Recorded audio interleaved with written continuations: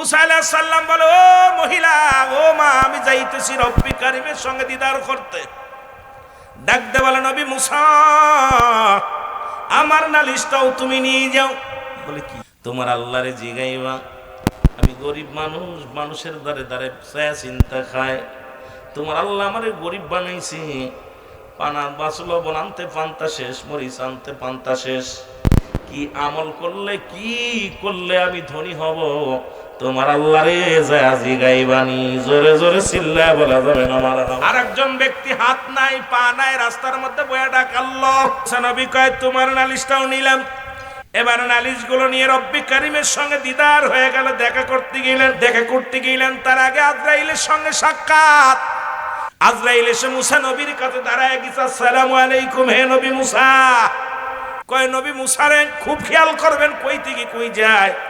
আলোচনা শুরু করি না এখনো, কেবলমাত্র সালাম বিনিময় করলাম। মুসা আলাইহিস সালামকে সালাম দিয়ে আজরাইল আলাইহিস সালাম বলে, আসসালামু আলাইকুম, হে নবী মুসা, আপনারে নেওয়ার জন্য আমি এসেছি, এখন আপনাকে যেতে হবে, আর যদি যেতে না চান তাও বলেন।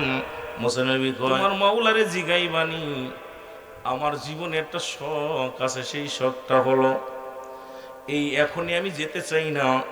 অনেকবার আমার আল্লাহরে দেখেছি, আমার এই চামড়ার চোখ দিয়ে আল্লাহর সঙ্গে কথা বলেছি, এবার মরণের আগে আমার রব্বে কারিমের সাথে আর একবার একটু আলাপ করতে চাই, আমার এইটা মাত্র আশা। আজরাইল কয়, ও আল্লাহর নবী মুসা, যদি তুমি থাকতে চাও দুনিয়ার মধ্যে, কতদিন থাকবা বলো, আমি আল্লাহর কাছে দরখাস্ত করি। তুমি যদি 50 বছর, 1000 বছর, 500 বছর, লক্ষ বছর যদি থাকতে চাও, থাকতে পারবা। আমার রব্বে কারিম বলছে, আমার নবী কতদিন থাকতে চায়, যদি আসতে চাই নিয়ে আসবি, আর না থাকতে চায়, না আসতে চাইলে কতদিন দুনিয়ায় থাকতে চাই এটাও জিগায় আসবি। আল্লাহর নবী মুসা কয়, আজরাইল আগে বল, 2 বছর পরে কি হবে? কয় মরণ। 10 বছর পরে? কয় মরণ। 20 বছর পরে মরণ। বলে, আজরাইল রে, তাহলে তোমার মাওলারে যা বলো, এখন বুড়া হয়ে গেছি, হাঁটার বল নাই, দৌড়াইতে পারি না, আগের মতো আর দৌড়াদৌড়ি করতে পারি না, বয়সটা এখন বাটি, আমার আর বাঁচার শখ নাই, আর বেশি দিন বাঁচতে যেতে তো 10 বছর পরেও মরতে হবে, 20 বছর পরেও মরতে হবে, 100 বছর পরে মরতে হবে, সেহেতু মালাকুল মউত রে, আমার আর মন চায় না এই দুনিয়ায় থাকতে, তবে যাবার আগে একটা আবার আমার রব্বুল আলামিনের সঙ্গে আবার আলাপ করতে চাই। জোরে বলেন মারহাবা। আলাপ করতে চাই যুবক বাবারা আমার। এবার মুসা নবীর নালিশটা নিয়ে রব্বে কারিমের দরবারে আজরাইল আলাইহিস সালাম গেলেন। আজরাইল কয়, আল্লাহ কয়, আজরাইল ওকে যে শুনে আসো। জিবরিল আমিনে বলেন, জিবরিল যাও, দেরি করো না, আমার নবী মুসারে বলে আসো আগামী সপ্তাহে যেন আসে, যদি কাল আসতে চায় আসবে, এখন আসতে চায় আসবে, কারণ আমার সঙ্গে বড় সাদ, কারণ সাদ মিটতেছে না আমাকে দেখে, আমার সাথে কথা বলে। আমি রব্বে কারিম হুকুম দিলাম, ও যেন আমার সঙ্গে আসার জন্য তৈয়ার হয়ে যাও, অমুক তারিখ অমুক দিন, যখন মন চায় খালি বলবে, আল্লাহ তোমারে দেখবো, তোমার সাথে কথা বলবো, তখনই আমার সঙ্গে আলাপ হবে। জোরে জোরে বলেন না মারহাবা। এবার বনি ইসরাইলের লোকজন বলে, নবী মুসা, আরে আপনার কাছে একটা নালিশ, আপনার মনে হয় শেষ সফর আল্লাহর সঙ্গে দেখা করা, তবে যাবার আগে একটা নালিশ, আপনি আপনার আল্লাহরে একটু বলবেন, আমাদের উপরে যেন আল্লাহ রহম করে, খাবারের ব্যবস্থা করে দেন, সুন্দরভাবে যেন আমরা খাইতে পিঠে খাতে পারি না, ওই জমিনে ফসল ফলায়ের খাওয়া সম্ভব নয়, তোমার আল্লাহ যেন আমাদের দিকে নজর দেয়, তোমার আল্লাহ যেন আমাদের একটু প্রাণ ভরে খাইতে দেয়, আর আমি খাইতে পারি, সেই দোয়াটা করো, আর আল্লাহর কাছেই দাবিটা করবা। এবার তার গোত্রের মানুষের নালিশ নিয়ে মুসা নবী চলে গেলেন রব্বে কারিমের সঙ্গে দেখা করার জন্য। শুরুতেই কমের লোকের নালিশ, বলে, রব্বুল আলামিন, আমি আপনার সঙ্গে দিদার আইলাম, শুরুতে একটা কথা বলি। বলে, কি কথা? আমার কমের লোক বলছে, আল্লাহ কমের লোক বলছে তাদের উপর একটু নজর দিতে, তাদের একটু ভালো মন্দ একটু বেশি করে দেখার জন্য খাওয়ার ব্যবস্থা করে, জিকিরের ব্যবস্থা করে দিতে বলছে, একটু অলাদ জাতীয় মানুষ, যাতে তারা তৃপ্তি সহকারে খাইতে পারে, কারণ আমার সঙ্গে আর আপনার দেখা হবে না শরিয়াতে, আর কোনো দিন আমার কমের লোকের সঙ্গে কথা হবে না হয়তো, এই জন্য আমার কমের লোকদের একটু দেখবেন, দেখাশোনা করবেন গো আমার আল্লাহ। আল্লাহ কয়, মুসা তোর হাতে কি? কয় লাঠি। কয় আগে বাড়ি মারো, ওই পাথরটার মধ্যে বাড়ি মারো। এবার বাড়ি মারলেন, পাহাড়ের উপরে বাড়ি মারলেন, বাড়ি মারার পর এই পাহাড়টা দ্বিখণ্ডিত হয়ে গেলেন, ভিতরে বিশাল একটা নদী সমুদ্র হয়ে গেল। মুসা নবী আশ্চর্য হয়ে গেলেন, এই পাহাড়ের মধ্যে এত বড় নদী আইলো কই থেকে? এবার বলে নদীর মধ্যে একটা বাড়ি মারো। ওই পানির মধ্যে যখন বাড়ি মারছে, বিশাল একটা পাথর ভেসে আসে। পাথর দেখে মুসা নবী আল্লাহ এটা কি আশ্চর্য, কয় পাথরের মধ্যে মারো একটা বাড়ি। যখন পাথরের মধ্যে বাড়ি মারছে, সঙ্গে সঙ্গে মুসলমান ভিতর থেকে দেখে একটা হরিণ, তার গালের মধ্যে তাজা ঘাস। এই হরিণটা ঘাস মুখে দিয়া খানা, একদম তাজা তরতাজা ঘাস খাচ্ছে। আমার আল্লাহ কয় নবী মুসা দেখছনি, আমি তোমার শুধু বনি ইসরায়েলের জন্য নয়, আমি রব্বে কারীম পৃথিবীর মধ্যে যত মাখলুকাত আছে, কারণ আমি হইলাম স্রষ্টা, ছাড়া পৃথিবী হলো আমার সৃষ্টি, সব মাখলুকাতের রিজিকের ফয়সালা আমি আল্লাহ করি। জোরে বলেন মারহাবা। এ ঘুষখোরেরা, সুদখোরেরা, সুদ খাইয়া বাড়ি বানাইলি, ঘুষ খা বাড়ি বানাইলি, একবার মনে রাখবি রিজিকের মালিক কে। আর একটু জোরে বলো কে? রিজিকের মালিক হলো আমার আল্লাহ। আজকে দুনিয়ার মধ্যে সুদ খাও, ঘুষ খাও, একবার চিন্তা করবেন আপনার রিজিক যেখানে থাকবে ওই পাথরের মধ্যে, ওই পাথরের মধ্যে হরিণকে আল্লাহ তাজা ঘাস খায়। সুতরাং আমার আল্লাহ রব্বুল আলামিন ওই সাগরের মধ্যে যত প্রাণী আছে, পৃথিবীর মধ্যে যত প্রাণী আছে, সমস্ত মাখলুকাতের খাদ্যদাতা, রিজিক দাতা, অন্নদাতা, হায়াত দাতা, সব কিছুর মালিক আমার আল্লাহ। জোরে জোরে চিল্লা বলা যাবে না মারহাবা। আজকে যারা ঘুষ খান, সুদ খান, কার জন্য বাড়ি করো? কার জন্য তুমি সুদ খাও? কার জন্য ঘুষ খাও? ও দুনিয়ার মুসলমান, গভীর মনোযোগ। আমার আল্লাহ কয় কুল্লু মান আলাইহা ফান, আল্লাহ কয় বান্দারে এই জমিনের মধ্যে যা কিছু আছে আমি আল্লাহ চূর্ণ বিচ্ছিন্ন করে দিব। আজকে 3 তলা বাড়ি বানাইলা, লক্ষ টাকার গাড়িতে চললা, বড় বাড়ি বানাইলা, গাড়ি বানাইলা, ওই কত লিচুর বাগান বানাইলা, খালি টাকা রোজগার করবা, বাড়ির মালিক হইবা, গাড়ির মালিক হইবা, বাগিচার মালিক হইবা। আল্লাহ কয় বান্দার এই জমিনটা আমি রাখবো না, এই জমিনটা আমি চূর্ণ বিচ্ছিন্ন করে দিব। এই জমিনের মধ্যে যত মাটি আছে, মাটিগুলো পুড়াইয়া আমি আল্লাহ তামা বানাইয়া দিব। এই জমিনের মধ্যে যত পানি আছে, সমস্ত পানিগুলো আমি আল্লাহ পুড়াইয়া ছাই বানাইয়া দিব। যেদিন কিচ্ছু বলতে কিচ্ছু থাকবে না, সেদিন থাকবো শুধু আমি আল্লাহ। জোরে জোরে চিল্লায়া বলা যাবে না মারহাবা। এই জমিনের মালিককে, আসমানের মালিককে একটু আগে দান করলেন কারে? আই জোরে বলেন কারে? এই যে আমার ভাই সেটা কত বেল ধরে কান্নাকাটি করলো আপনার মঙ্গলের জন্য, আপনার কল্যাণের জন্য, কিন্তু আপনাদের অনেকের কানে গেছে, অনেকের কানে যায় নাই। অনেক মানুষ এটা বুঝতে পারেন নাই, এই দুনিয়ার সম্পদগুলো আল্লাহ চূর্ণ বিচ্ছিন্ন করে দিবে। ফিরাউন, নমরুদ, কারণ যারা খোদাই দাবি করেছিল তাদের কল্লা শেষ করে দিছে। এই জমিনের মধ্যে যারা খোদাই, অর্ধ পৃথিবীর খলিফা ছিল, 4 জন প্রতাপশালী বাদশা ছিল পৃথিবীর মধ্যে। মুসলমানদের মধ্যে 2 জন, কাফেরদের মধ্যে 2 জন। এই মুসলমানদের মধ্যে 2 জন, একজনের নাম হলো বাদশা সুলাইমান পয়গম্বর। আল্লাহ তার এমন ক্ষমতা, এমন রাজ্য দান করেছিলেন, এই চেয়ারের মধ্যে বইয়া তামাম পৃথিবী ঘুরে ঘুরে দেখার মতো ক্ষমতা আল্লাহ তারে দান করেছিলেন।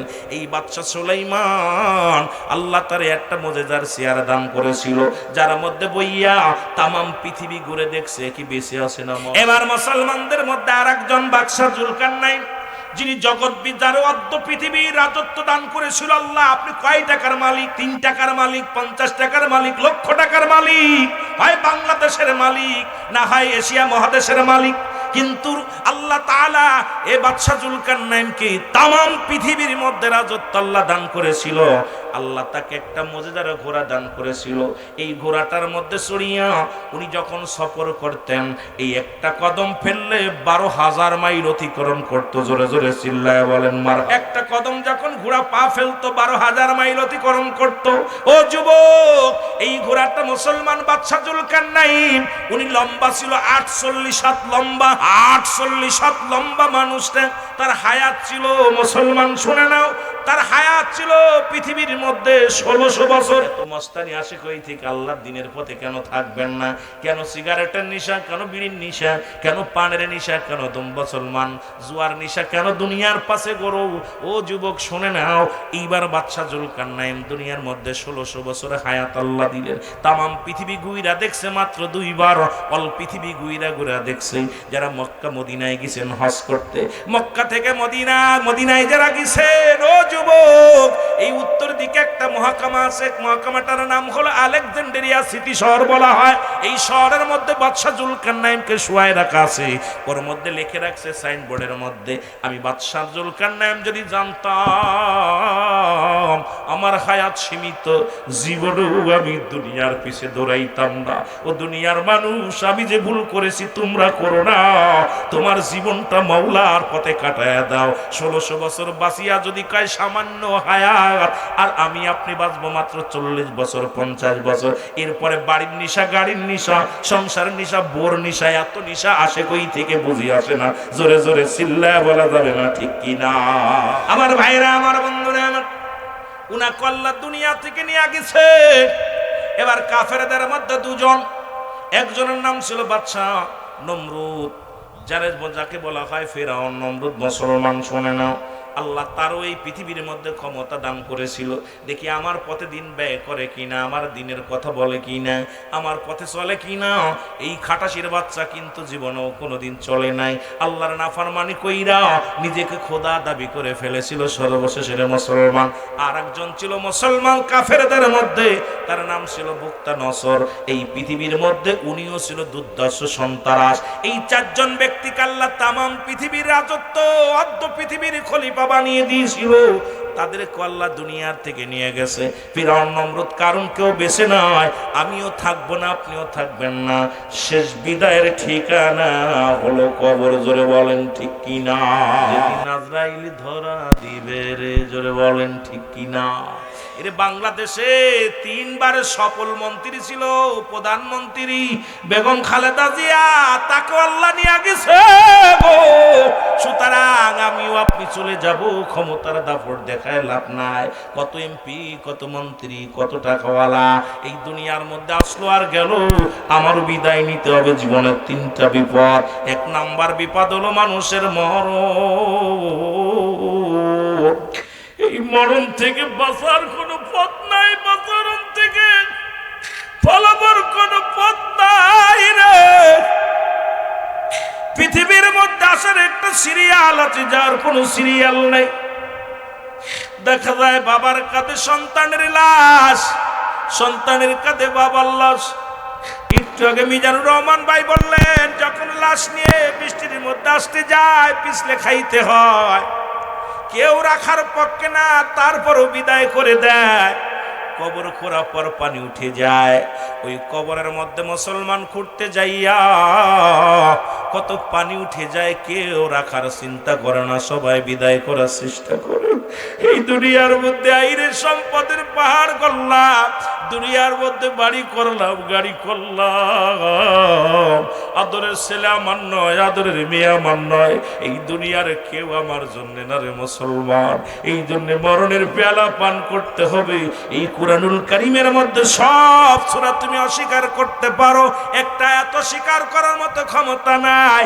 আমার আল্লাহ বলেন, কুল্লু নাফসিন যায়িকাতুল মাউত আলা ইন্না আউলিয়াল্লাহি লা ইয়ামুত। দুনিয়ার মুসলমান,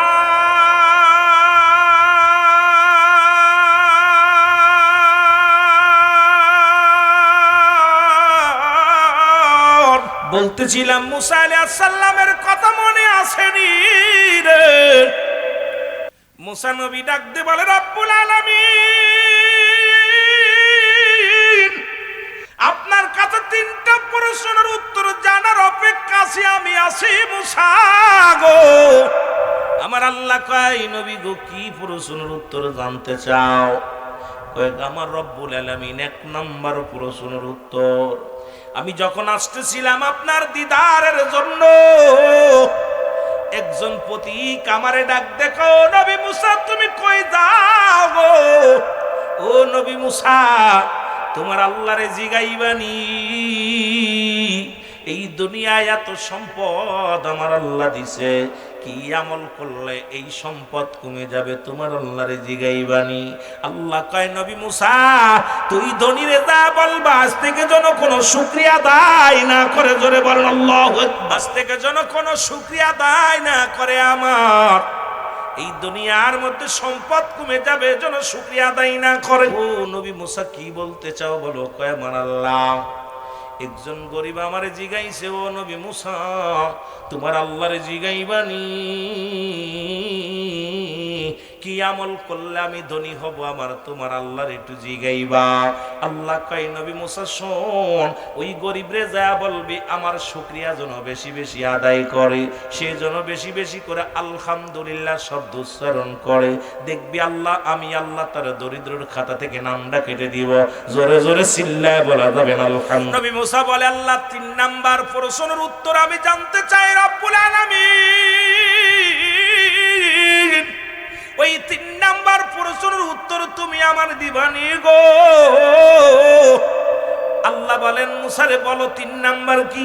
বলে আল্লাহ একজন ব্যক্তি তার হাত নাই, তার পা নাই, এই দুনিয়ার মধ্যে বড় অসহায়, আল্লাহ তার হাত দেয় নাই, পা দেয় নাই, এই ব্যক্তির অবস্থা আল্লাহ কয় নবী মুসারে তারে যায় বলবা যে সে বলছে আল্লাহ ও নবী মুসা তোমার আল্লাহরে জিগাইবানি আমারে কিসের জন্য বানাইছে, আমার দে কোনো কাজে লাগবে নি। আমার আল্লাহ কয় নবী মুসারে যা তারে বলবা, তারে যে বলবা জাহান্নামের মধ্যে অনেকগুলো ছিদ্র আছে, জাহান্নামের অনেকগুলো ফুটো আছে, ওই প্রতিবন্ধীরে দিয়া আমি আল্লাহ জাহান্নামের ছিদ্রগুলো বন্ধ করব। জোরে জোরে বল আল্লাহু আকবার। এরে নবী মুসা চলে আসলেন, মুসলমান গভীর মনোযোগ, এইবার ধনীর সঙ্গে দেখা, খুব খেয়াল করবেন বাবা। ধনী জিগায় ও নবী মুসা তোমার আল্লাহরে জিগাইছো নি? নবী মুসা কয় হ জিগাইছি। কয় কি উত্তর দিছে বলো?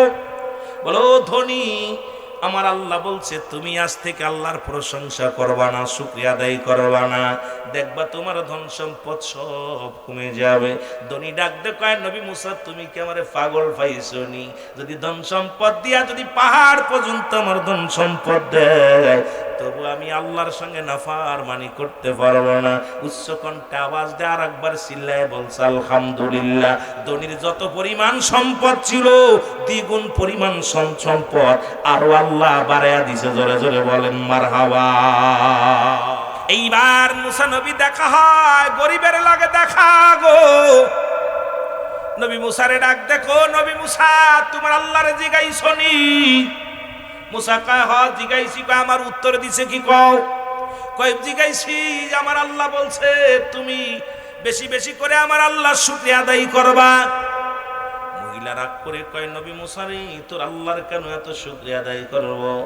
আমার নাই কোনো ঘর, নাই কোনো খাবার, দায় ঠেকেছি কিনি তোর আল্লাহর শুকরিয়া আদায় করব। এই কথা বলার সঙ্গে সঙ্গে একটা বড় একটা তুফান আসলেন। এই তুফানের সঙ্গে সঙ্গে তার ছোট্ট একটা কুঠুরি ছিল, এটা ভেঙে গেল। দৌড়াই যে মুসা নবীর হাতে ধরে পায়ে ধরে কো নবী মুসা সারাদিন মানুষের কাছে চা খাইতাম, রাত্রে একটা জায়গা থাকার জায়গা ছিল, তোর আল্লাহ এটাও কাইরা নিল রে নবী মুসা রে। আরে আমি বুঝতে পেরেছি আমি নাফরমানি করেছি। সঙ্গে সঙ্গে বুড়িমা ডাক দেখ আলহামদুলিল্লাহ, আল্লাহ আমি যে অবস্থায় থাকি যদিও চেয়ে চেয়ে খাই, মানুষের দ্বারে দ্বারে ভিক্ষা করে খাই, তুমি আমার একটা থাকার জায়গা করে দিয়েছিল গো আল্লাহ, তোমার শুকরিয়া আদায় করি আলহামদুলিল্লাহ। সঙ্গে সঙ্গে বুড়িমাকে আল্লাহ ধনী বানায় দিছে। ধরে বলেন মারহাবা। ও রব্বুল আলামিন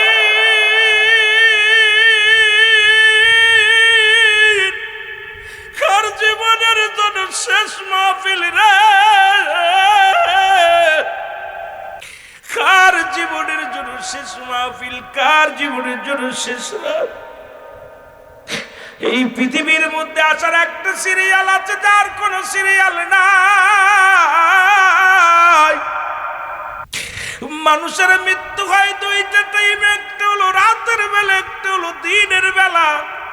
আরে দিন শুরু করেছিলাম, মৃত্যুবরণ করি নাই। রাত শুরু করে দিয়েছি, 12টা বাজতে চলে এখনো মরি নাই রে। ফজর পর্যন্ত বেঁচে থাকবো, কেউ গ্যারান্টি দিতে পারবো না। রব্বুল আলামিন আজকের মাহফিলের খাতিরে আমাদের সবাইরে তুমি মাফ করে দিও, জোরে বলে না আমিন। আর একটু জোরে জোরে চিল্লায় বল আল্লাহু আকবার। যে কথাগুলো বলতেছিলাম একটু পরে যায়, নবী মুসারে আল্লাহ ডাক দে, ও এইবার ওই প্রতিবন্ধীর লগে দেখা। প্রতিবন্ধী ডাক দে, কয় নবী মুসা তোমার আল্লাহরে কি জিগাইছনি?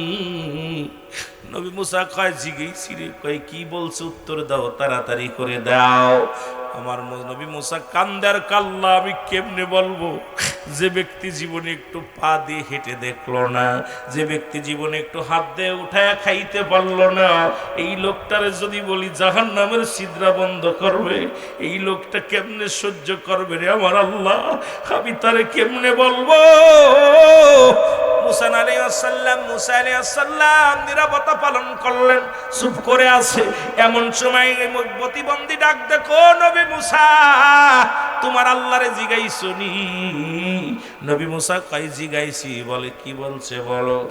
বলছে আমার আল্লাহ বলছে প্রতিবন্ধী রে, কিয়ামতের ময়দানে ওই জাহান্নামের মধ্যে কিছু ছোট ছোট ছিদ্রা থাকবো, তোমারে দিয়া নাকি সেই ছিদ্রাগুলো বন্ধ করবে। এই কথা শুনিয়া প্রতিবন্ধী ডাক দেখ আলহামদুলিল্লাহ। এইবার মুসা আলাইহিস সালাম ডাক দেখ, প্রতিবন্ধী রে এমন ভয়ের কথা শুনিয়া তুমি আলহামদুলিল্লাহ জবান দিয়া বাইর করলা। প্রতিবন্ধীকে আমি আল্লাহর শুকরিয়া এই জন্য আদায় করি, আমি মনে করেছিলাম আমারে বিনা কারণে দুনিয়ায় পাঠাইছে, আমারে মনে হয় কোনো কাজে লাগবে না। আমি শুনে খুশি হইলাম আমারও একটা কাজে লাগবে, ওই জাহান্নামের ছিদ্রাগুলো বন্ধ করবে আমারে দিয়া। আমি এই জন্য শুকরিয়া আদায় করলাম আল্লাহর দরবারে। আমার আল্লাহ কয় জিবরিল আমিন তাড়াতাড়ি যা, নবী মুসারে যা বল ওই প্রতিবন্ধীর জন্য আমি আল্লাহ একটা নয় দুটি নয়, আমি আল্লাহ পাক 8টা জান্নাতের দরজা খুলে দিলাম। ওই জাহান্নামের দরজাগুলো আমি আল্লাহ মুক্ত করে দিলাম। এমন ভয়ের কথা শুনি আমি আমি আমি আল্লাহর শুকরিয়া আদায় করেছি ওই জবান দিয়া। আজকে আপনি যে হালাতে থাকেন বলবেন আলহামদুলিল্লাহ। খেয়ে আছেন আলহামদুলিল্লাহ। কয় মন পিএস পাইলেন, কয় মন লিচু পাইলেন, কয় হাজার লিচু ধরলো, বলবেন আলহামদুলিল্লাহ। খেয়ে আছেন আলহামদুলিল্লাহ, না খেয়ে আছেন আলহামদুলিল্লাহ। ভালো আছেন বলবেন আলহামদুলিল্লাহ, খারাপ আছেন বলেন আলহামদুলিল্লাহ, তবুও ভালো আছি। যার একটা চোখ নাই সে জানে চোখের ব্যথা, যার একখানা হাত নাই সে জানে হাতের ব্যথা, যার একটা পা নাই সে জানে পায়ের ব্যথা। আল্লাহ আপনাকে স্বয়ং সম্পূর্ণ করেছো যুবক। কত সুন্দর দুটা চোখ দান করলো, কত সুন্দর একটা মুখ দান করলো, কত সুন্দর দুটি কন্যা দান করলো রে, কত সুন্দর দুটি হাত দান করেছে, পা দান করেছে, তোর বিবেক দিছে, বুদ্ধি দিছে। এই শুকরিয়া আদায় যদি সারা জীবন ধরে করো, আমার আল্লাহ শুকরিয়া আদায় করে শেষ হবে না। এরপরে করো না ফারমানি রে বান্দা, আল্লাহর জাহান্নাম ছাড়া কোনো গতি নাই, গতি নাই, গতি নাই। জোরে বলো ঠিক কি না? ওরে আজ না হয় কাল তুমি, আজ না হয় যাইবা কবরে, যাবার বেলায় দেখবে চেয়ে গো তোমার ছবি রইল পড়ে, যাবার বেলায় আরো জোরে বলেন আজ না হয় কাল তুমি, আজ না হয় কবরে, যাবার বেলায় দেখবে চেয়ে গো তোমার ছবি রইল পড়ে, যাবার বেলায় তোমার দাদাই গিয়েছে, বাবাই গিয়েছে, কেউ আসলো না ফিরে। আইসেনি কেউ ফিরে? তোমার দাদাই গিয়েছে, বাবাই গিয়েছে, কেউ আসলো না ফিরে। তোমারও তো যাইতে হবে রে ভাই অন্ধকার কবরে, তোমারও তো যাইতে হবে রে ও ভাই অন্ধকার কবরে, তোমারও। ও ভাই আজ না হয় কাল তুমি, আজ না হয় যাইবা কবরে, যাবার বেলায় দেখবে চেয়ে গো তুমি, যাবার বেলায় তোমার ছবি রইল পড়ে, যাবার বেলায় দেখবে চেয়ে গো। আরে কার জন্য ঘুষ খাও, কার জন্য সুদ খাও? এই দুনিয়ার সম্পদ খাবে লোকে, তোমার দেহ খাবে পোকে। আইরে কত সুন্দর লিচুর বাগান বানাইলা, মরে দাগ তোর ছেলে মেয়ে এটা ভাগাভাগি কইরা লইব। ছেলে মেয়ে না থাকলে প্রতিবেশী ভাগাভাগি করে লইব, না থাকলে সরকার দখল করে নিব। কিন্তু তোমার বডির বাগটা কেউ নিত না, পাপের বাগটা কেউ নিত না। ও যুবক, একবার বাবারে কত সুন্দর বাড়ি করলা, এটার ভাগ নিবে ছেলে মেয়ে লইব, কিন্তু পাপের বাগটা ছেলে নিবে না, বিবি নিবে না। একবার যদি বিশ্বাস না করেন, আজকে বাড়িতে বলবো, ও বিবি, এই সুদের টাকা দিয়া বাড়ি বানাইলাম, এই বাড়ির মধ্যে তুমি থাকবা, পাপের যত ভাগ তোমার অর্ধেক আমার অর্ধেক। বউ বলবে, তুই আমার তালাক দে, বাড়ির দরকার নাই, কারণ তুই আমার স্বামী, তোর দায়িত্ব আমারে ভরণ পোষণ দেয়া, রাখার জায়গা ভালো করে খাওয়ানোর দায়িত্ব। এই পাপের দায়িত্ব আমি নিতাম না। ছেলের জিগাইবেন, ছেলে বলবে, বাদানিটার দায়িত্ব আমি নিতাম না। অফিসে বইয়া সুদ খান, অফিসে বইয়া ঘুষ খান, এই ঘুষের টাকা বান্ডিল ধরাই দিয়া বলবেন, ও বাবা, আজকে 1 লক্ষ টাকা ঘুষ খাইছি, এটা তুই ল, এটার যত পাপ হবে এটা তুই নিবি রে বাজান। ছেলে বলবে, আমার আব্বাজান টাকা চাই, পাপ চাই না, ওই টাকা আমার প্রয়োজন, পাপটা নিতাম না। সুতরাং কাদের জন্য আজকে দুনিয়া দুনিয়া দুনিয়া? রাসূল বলছে, বালহুয়া কিলাব, এই দুনিয়াটা পচা দুর্গন্ধ মরি। মানুষের চরিত্র হলো কুকুরের চরিত্র। কুকুর যেমন দুনিয়ার মধ্যে দুনিয়ার মুসলমান মরি পাইলে খুশি হয়, সে জামানার মানুষগুলো সম্পদ পাইলে খুশি হবে। আজকে আল্লাহ দিনের পথে ব্যয় করবে না, ওরে মুসলমান ব্যয় করবে না, কারণ তারা এই দুনিয়ার পিছে 40 বছর 50 বছর বাঁচবে, কিন্তু দুনিয়ার পিছু ছাড়বে না। যদি জানি সকালে আজরাইল আইব রে যুবক, এরে জিশার নামাজ তবু ছেড়ে দিছি, কাজা দিছি রে। কত মানুষ সিজদাগত অবস্থায় মারা যায়, কত মানুষ গমের মধ্যে মারা যায়, কত মানুষ রাস্তায় দুর্ঘটনায় মারা যায়, কত মানুষ খানা খাইতে যে মারা যায়। কোন হালাতে আমার আল্লাহ নিয়ে যাবে কেউ বলতে পারি না। জোরে জোরে চিল্লায় বলেন ঠিক কিনা? আমার মরণ না শিবে কখন কেউ তো জানি না, আমার মরণ এই আমি চলে যাব, আমায় তোমরা বইলা যাইও না, আমি চলে যাব, আমায় তোমরা, আমার মরণ আসিবে কখন কেউ তো জানি না, আমার মরণ।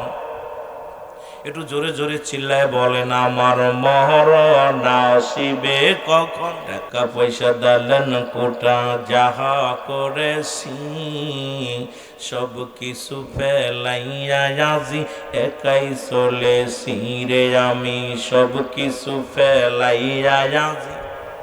আমি যাবার কালে ভেবে দেখি আমার কেহ নাই, আমি যাবার কালে ভেবে দেখি, একটু জোরে বলেন না, আমি যাবার কালে ভেবে দেখি আমার কেহ নাই, আমার মরণ আসিবে কখন।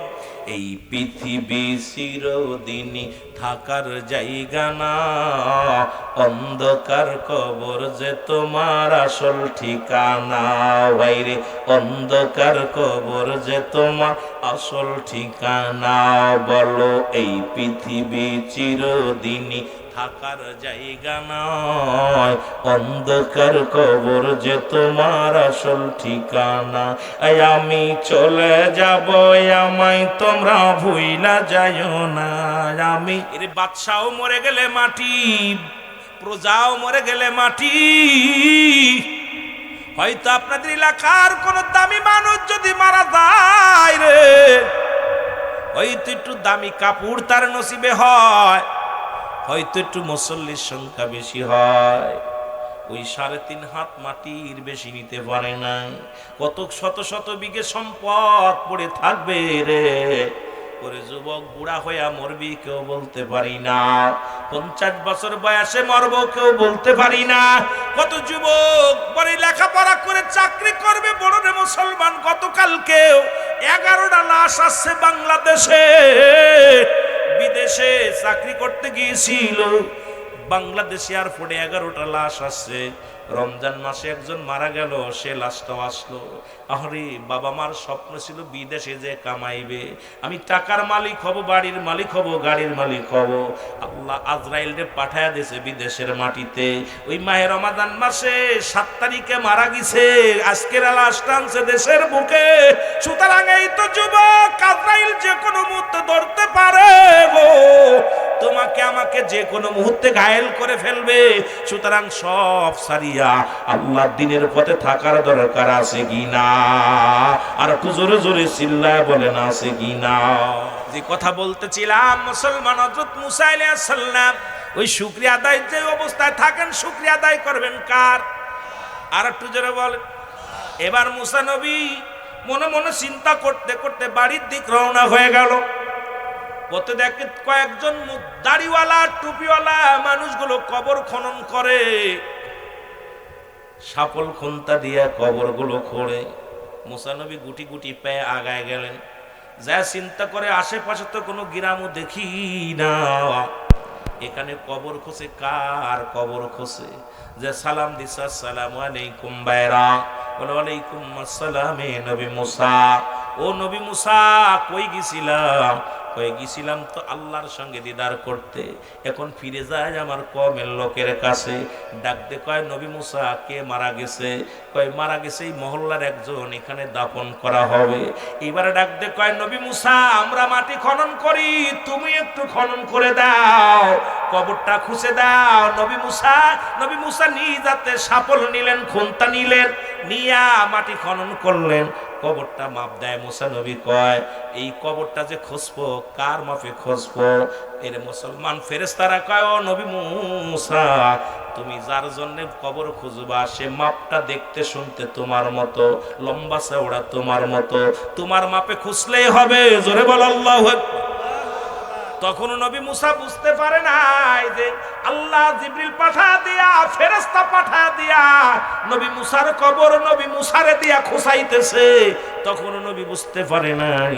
কবর সুন্দর করে খুললেন, খুঁড়িয়া নবী মুসা কয়, ও ভাইরা তোমরা দেখোনি কবরটা কত চমৎকার? এইবার ফেরেশতারা ডাক দেখো নবী মুসা, ওই মানুষের সুরত দুইরা ফেরেশতারা বসে দাঁড়ায় আছে। কয় নবী মুসা এই তো কত সুন্দর কবর তুমি খুললা নিজ হাতে।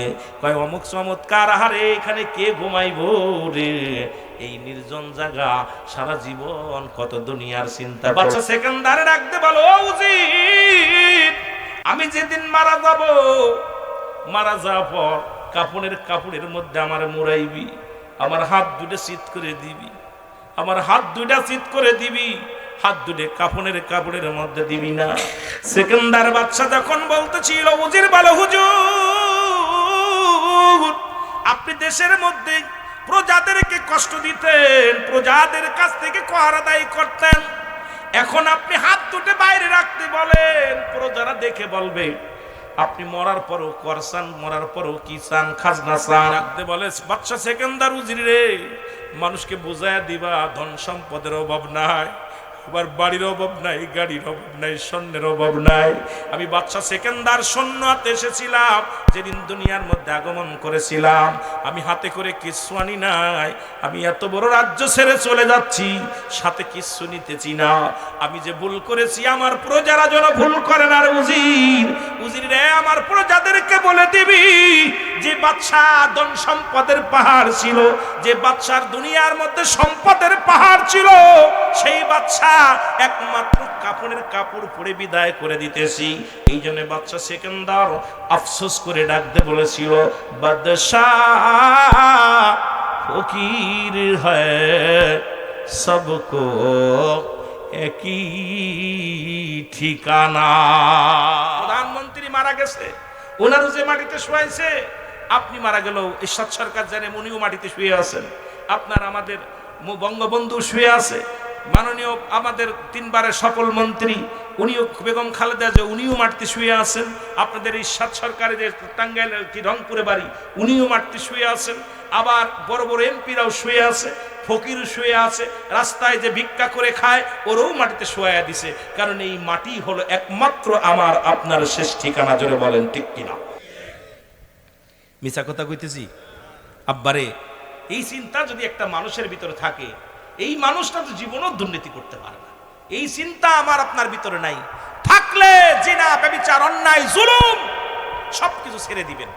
বাদশা সেকেন্দার, আপনি জানেন বাদশাহ এই বড় বড় বাদশাহী ছেড়ে দিয়া তারা রাজ কি করছে, ওই আপনার শেখ ফরিদ বাদশাহ ছিলেন, বাদশাহ শেখ ফরিদ উনি ছিল রাজ্যের প্রধান।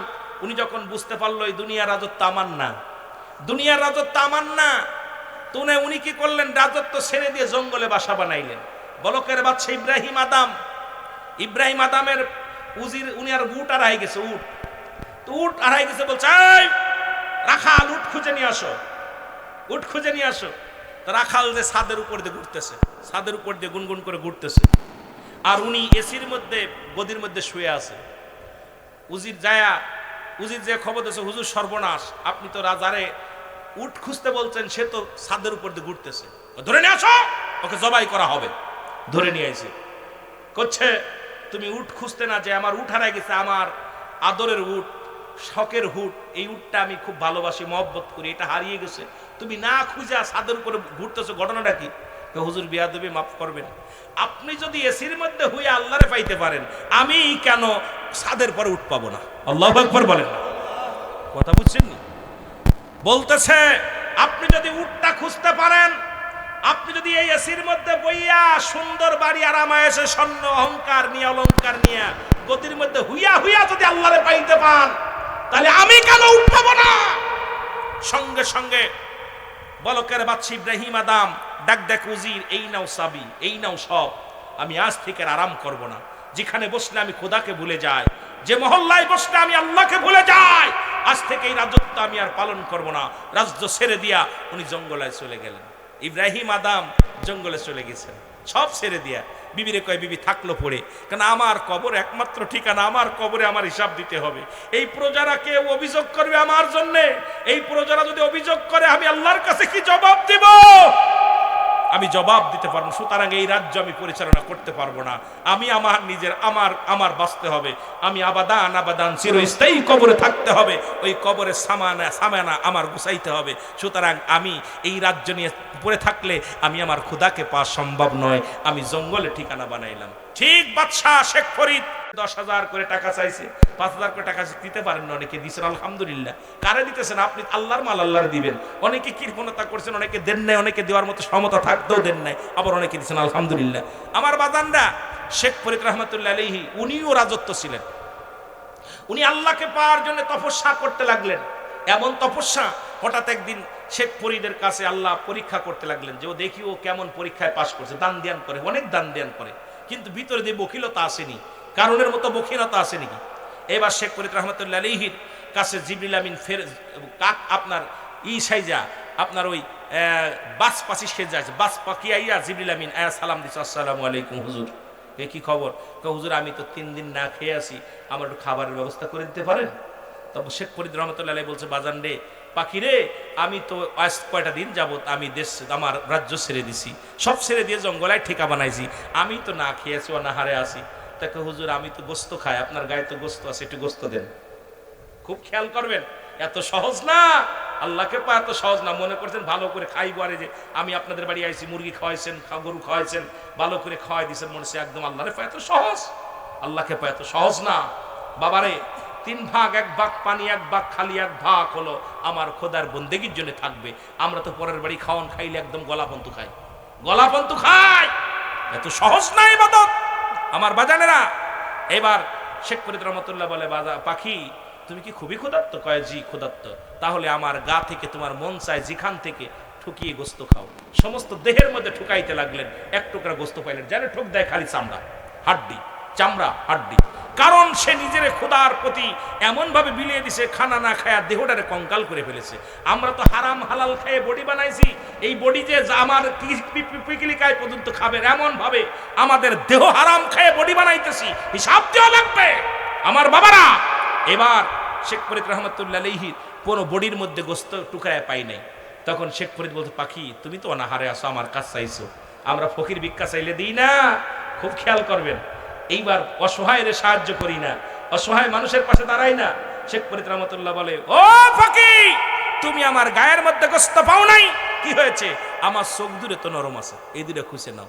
তখন বাজ পাখি ঠোঁট দিয়া একবার টোক দিয়া আপনার এক ঠোকে চোখ দুইটা তুলে নেস, নেওয়া পর বল, আল্লাহ তোমার একটা প্রাণীকে তো আমি খাওয়াইছি, ক্ষুধার্ত প্রাণীকে আমি সাহায্য করেছি, রব্বে কারিম আমার তুমি ক্ষমা করে দিও। হয়তো আমি উদার করে খাওয়াইতে পারি নাই, কিন্তু আমার চোখ দূরে তারে খাওয়াইছি। আর আপনি আমি বাড়ি ঘর সম্পদ সব রেখে যাচ্ছি, এই বডিটা আপনার কবরে খাইব পোকামাকড়ে, যাতে পোকামাকড় না লাগে। এই কাজ করার দরকার আছে কিনা? জোরে বলেন আছে কিনা? এমন কাজ করব, কবরে শোয়ানোর পর ফেরেশতায় সালাম দিব আপনাকে। ইজ্জত ইমানদারের রূহটা যখন বাইর করবেন, ইমানদারের কাছে যখন আজরাইল আইব, সালাম দিব, আসসালামু আলাইকুম। এ ফেরদৌস ভাই, ওয়ালাইকুম আসসালাম। আজরাইল বলবেন, আজরাইল বলেন, ফেরদৌস আমি তোমার জানটা কবজ করতে এসেছি। ফেরদৌস ভাই বলবে, আজরাইল দাঁড়াও, আজরাইল দাঁড়াও। ইমানদারের কত পাওয়ার, ইমানদারের কত ক্ষমতা। আজরাইল দাঁড়ায় যাবে, দাঁড়ায় বলবে, আজরাইল রে তুমি আমার ভিতরে ঢুকবা, আমার রুহটা নিবা। কোন জায়গাতে ঢুকবা? বলবে আমি তো ঢুকবো আপনারা হাত দিয়া। বলে হাত দিয়ে ঢুকতে দিব না। তুমি কি জানো না, এই হাত দিয়ে আমি দিনের পথে দান করেছি, মসজিদে দান করেছি, মাদ্রাসায় দান করেছি। আমার এই হাত দিয়ে জীবনে আমি তাসের ধরি নাই, আমার এই হাত দিয়ে জুয়ায় ধরি না, আমার হাত দিয়ে সিনেমায় টাকা দিই নাই, আমার এই হাত দিয়ে আমি ইসলামের জন্য ব্যয় করেছি, আমার এই হাত দিয়ে ইনকাম করেছি, এই হাত দিয়ে আল্লাহর দিনের পথে দান ধ্যান করেছি। সুতরাং আজরাইল রে আমি তোমার হাত দিয়ে ঢুকতে দিতে পারি না, তুমি ফিরে যাও। আজরাইল বলবে আমি যাব তোমার কোথায়? তোমার পা দিয়ে। কয় আজরাইল কয় পা দিয়ে ঢুকতে দিব না, কারণ এই পা দিয়ে কোনোদিন আমি গান শুনতে যাই নাই, এই পা দিয়ে আমি পতিতালায় যাই নাই, এই পা দিয়ে আমি কোনোদিন বাজার ঘাটে অন্যায় কাজে যাই নাই। আমার এই পা দিয়ে যখন মসজিদে আযান হয়েছে, সঙ্গে সঙ্গে আমি মসজিদে ছুটে গিয়েছি, আমার সংসারে স্বামীর সংসারে কাজ করেছি। যখন কোনো ওয়াজ নসিহত শুনেছি, সঙ্গে সঙ্গে পাগলের মতো ছুটে যে সেখানে বসেছি। আমি এই পা দিয়ে কোনোদিন মন্দ কাজে যাই নাই, সুতরাং আমার এই পা দিয়ে তোমার ঢুকতে দিতে পারবো না। ডাকতে বলবে আজরাইল তাহলে যাব আপনার চোখ দিয়া। চোখ বলবে আজরাইল খবরদার, খবরদার, আমার চোখ দিয়ে তোমার ঢুকতে দিতে পারি না, কারণ আমার এই চোখ দিয়ে আমি কুরআনুল কারীম পড়েছি, এই চোখ দিয়ে আমার পিতা মাতারে মায়ের নজরে তাকায় দেখেছি, এই চোখ দিয়ে কোনোদিন ফাইসা মেয়ে দেখি না, এই চোখ দিয়ে কোনোদিন আমি বেগানা নারীর দিকে তাকাই নাই, এই চোখ দিয়ে কোনোদিন আমি ল্যাংটা মহিলার দিকে তাকাই নাই, এই চোখ দিয়ে কোনোদিন আমি খারাপ কাজের দিকে তাকাই নাই, এই চোখ দিয়ে আমি দেখে দেখে মসজিদে গিয়েছি, এই চোখ দিয়ে আমি কোরআন তেলাওয়াত করেছি দেখে, এই চোখ দিয়ে আলেম ওলামাদের দেখেছি, এই চোখ দিয়ে আমি ঢুকতে দিতে পারি না। বলবে তোমার মুখ দিয়ে ঢুকবো। মুখ বলবে আজরাইল দাঁড়াও, এই মুখ দিয়ে আমি কোনোদিন কাউকে গালি দিই না, এই মুখ দিয়ে কোনোদিন আমি বিড়ির মধ্যে টান দিই নাই, এই মুখ দিয়ে আমি কোনোদিন গাঁজায় টান দিই নাই, মদে টান দিই নাই, ইয়াবাই টান দিই নাই, এই মুখ দিয়ে আমি আমার আল্লাহরে রেখেছি, আমার রাসূলের দুরূদ পড়েছি, এই মুখ দিয়ে আমি ইবাদত বন্দেগী করেছি, আল্লাহর জিকির করেছি। সুতরাং এই মুখ দিয়ে আমি তোমার ঢুকতে দিতে পারি না। মাথা চলে যাবে আজরাইল, আমি তোমার মাথা দিয়ে ঢুকবো। মাথা বলবে আজরাইল দাঁড়াও, এই মাথা দুনিয়ার কোনো চন্দ্র পূজা করি নাই, পৃথিবীর কাউকে সিজদা করি নাই, একমাত্র রব্বে কারীমকে সিজদা দিয়েছি। সিজদার মধ্যে লুটায়া বলেছি সুবহান রাব্বিল আলা। আল্লাহ আমি নত হয়েছি তোমার দরবারে নত হয়েছি। সুতরাং পৃথিবীর কারুর কাছে নত হই নাই, একমাত্র আমার রব্বে কারীমের গোলাম হিসেবে আমি নত হয়েছিলাম। বলবে আমি ঢুকতে দিতে পারি না। চলে যাবে কানের কাছে, কান বলবে আজরাইল দাঁড়াও, এই কান দিয়ে আমি কোনোদিন ফাইসা গান শুনি নাই, এই কানের মধ্যে আমার যুবক ভাইয়েরা কত ফাইসা গান শোনো, এই কান দিয়ে আমি কোরআন তেলাওয়াত শুনেছি, এই কান দিয়ে আমি উলামায়ে কেরামের ওয়াজ শুনেছি, এই কান দিয়ে আমি আযান শুনেছি, এই আর কান দিয়ে আমি সুন্দর সুন্দর কথা শুনেছি। সুতরাং এই কান দিয়ে আমি ঢুকতে দিতে পারি না। মুসলমান শুনে নাও, শুনে নাও, নাক বলবে আমি ঢুকতে দিতে পারি না, এই নাক দিয়ে কোনোদিন আমি কোনো খারাপ, এই নাক দিয়ে আমি টান দিই নাই, নাক দিয়ে আমি সেন্ট নিছি, নাক দিয়ে আমি সুন্দর হালাল খাদ্যর ঘ্রাণ নিছি, আমি খারাপ খাদ্যর কোনো হারাম খাদ্যের ঘ্রাণ নিই নাই। আজরাইল দাঁড়ায় যাবে, আমার আল্লাহ বলবে আজরাইল রে কি হয়েছে, জানটা বাইর করছো নি? কয় না আল্লাহ ফেরদাউস তো আমার কোথাও কোনো জায়গা দিয়ে ঢুকতে দেয় না। বলবে আজরাইল রে আমার বান্দা একমাত্র আমার গোলাম, গোলামের সঙ্গে বেয়াদবি করো না, যাও তুমি চলে যাও জান্নাতের মধ্যে চলে যাও, ওই জান্নাতের মধ্যে যাইয়া জান্নাতের ছবিগুলো ডান হাতের মধ্যে লাগাও, আর জাহান্নামের ছবিগুলো ডান বাম হাতের মধ্যে লাগাও। আজরাইল আলাইহিস সালাম নিয়ে চলে আসবে, আল্লাহ বলবে আজরাইল দাঁড়াও, আমার বান্দা জান্নাতের পাগল ছিল না, আমার বান্দা জাহান্নামকে ভয় করবে না, আমার বান্দা আমাকে না দেখে গোলামি করেছে, জীবনেও কোনোদিন দেখে নাই, আমি আল্লাহকে বিশ্বাস করে ভালোবেসে আমি আল্লাহর গোলামি করেছে, শীতের রাত্রে কনকনে শীতের রাত্রে ওযু করে তাহাজ্জুদের নামাজ পড়ছে, 30টা রোজা রাখছে, হালাল খাদ্য খাইছে, জীবনে মিথ্যা বলে নাই, আমার বান্দা আমার ভয়ে জীবনে নাফরমানি করে নাই, আমার বান্দা দুনিয়ার মধ্যে অন্যায় কোনো কর্ম করে নাই। সুতরাং আমার বান্দার কাছে যাবা, এইটা লেখো জান্নাতের ভিতরে, উপরে লেখো আল্লাহু আকবার, আমি আল্লাহর নামটা আগে লেখো বড় হক করে, এবার মাছ দরিয়ার মধ্যে লেখো লা ইলাহা ইল্লাল্লাহ। আজরাইল আলাইহিস সালাম চলে আসবে, মুসলমান আসবে, আয়েশা বলবে ও ফেরদাউস আলাইকুম আসসালাম। আজরাইল আমি এসে গেছি আপনার কাছে। বলে আমার আবার কেন আসছো? বলে আপনার রূহটা নেওয়ার জন্য আল্লাহ আমাকে পাঠিয়েছে। এই দেখো জান্নাত, এই জান্নাত দিকে জান্নাতের দিকে মুখাপেক্ষি হবে না। ফেরেশতা ডাক দিয়ে বলবে আজরাইল ও ফেরদাউস তাকায় দেখো তুমি, এই দেখো তুমি যে রব্বের পাগল ছিলে, যা রব্বে কারিমের জন্য মাহফিলে বসে 3-4 ঘন্টা বয়া বয়া আল্লাহর কথা শুনছো, রাসূলের দ্বীনের কথা শুনছো, তুমি সেই রব্বে কারিমকে কি দেখছো? কই না। তাহলে দেখো, তাকায় দেখো সেই কুদরতি নাম। যখন তাকায় দেখবে চোখটা বড় বড় হয়ে যাবে।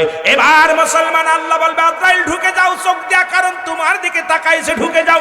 ইমানদার রূহটা বেশিরভাগ চোখ দিয়ে আজরাইল ঢোকে, না হয় কান দিয়ে ঢোকে, নাই মুখ দিয়ে ঢোকে, না হয় নাক দিয়ে ঢোকে, কারণ এইটা কুদরতি আল্লাহ রাব্বুল আলামিন কুদরতি হাত মুবারক দিয়ে মানুষের ফেরেশতা বানাইছে। আল্লাহ কয় বান্দার এই দুনিয়ার মধ্যে যা কিছু সৃষ্টি করলাম সবকিছু হুকুম দিয়ে বানাইলাম, একমাত্র মানব জাতিকে আমি আমার কুদরতি হাত মুবারক দিয়ে বানাইছি। জোরে জোরে চিল্লায়া বলা যাবে না মারহাবা। এ আমার ভাইয়েরা, আমার বন্ধুরা, আমার গভীর মনোযোগ। এবার ফেরদাউস বলবে আজরাইল তুমি কি করলে আমার ভিতরে ঢুইকা গেলা? বলবে ফেরদাউস রে, তুমি দেখবো জান্নাতের দরজার তুমি যে কাম করেছো দুনিয়ার মধ্যে, আল্লাহ খুশি হয়ে গেছে, আমার রব্বে কারিম খুশি, আমার রাসূল খুশি। তুমি দরজার দিকে তাকায় দেখো কি নাম লিখবে। এবার দেখবেন ইমানদারেরা ডান দিকে তাকায়, লা ইলাহা ইল্লাল্লাহু মুহাম্মাদুর রাসূলুল্লাহ।